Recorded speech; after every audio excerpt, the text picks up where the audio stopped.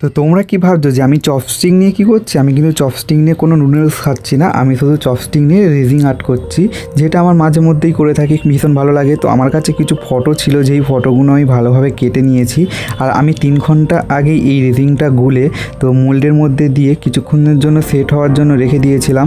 তো এখন একটু ভালোভাবে সেট হয়ে গেছে। তো এখন আমি এর মধ্যে ফটোগুলো বসিয়ে দেবো, আর ফটোগুলো বসিয়ে দিয়ে এর মধ্যে একটু চপস্টিকগুলো দিয়ে একটু ভালোভাবে ঠেলে ঠুলে একটু সেটিং করে নেবো ভালোভাবে, যাতে এদিক ওদিক নড়ে না যায় বা সরে না যায়। এর মধ্যেই আমি গোলাপের পাপড়ি দিয়ে সুন্দর করে ডেকোরেশন করব। তো এই গোলাপের পাপড়িটা আমি দোকান থেকে কিনে নিয়ে এসেছিলাম, শুকনো গোলাপের পাপড়ি। তো বেশ ভালোই লাগে দেখতে। তো আমি এবার একটা একটা করে এর মধ্যে হচ্ছে পাপড়িগুলো নিখুঁতভাবে ডেকোরেশন করে দেবো। তো এই ডেকোরেশনের উপরেই নির্ভর করে যে রেজিং দিয়ে যেই ফটো ফ্রেমটা আমরা বানাচ্ছি সেটা কতটা সুন্দর হবে। তো আমি সাধারণত গোলাপের পাপড়ি দিয়েই করে থাকি, অন্য অন্য ডিজাইনও করি। তো আপাতত গোলাপের পাপড়িটাই করছি, বেশ ভালো লাগে।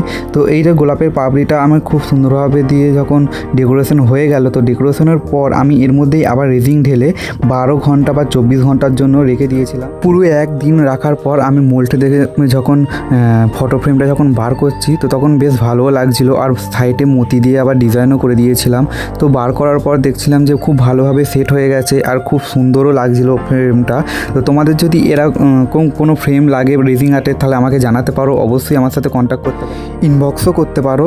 তো আমি অবশ্যই তোমাদের জন্য বানিয়ে দেবো, আর খুব কম দামের মধ্যেই এটা হয়ে যায়। তো আমার তো বেশ ভালোই লাগে রেজিং আর্ট বা এরকম ফটো ফ্রেমগুলো দেখতে। তোমাদের কেমন লাগলো কমেন্ট করে জানাবে। দেখা হচ্ছে আবার নতুন কোনো ভিডিও।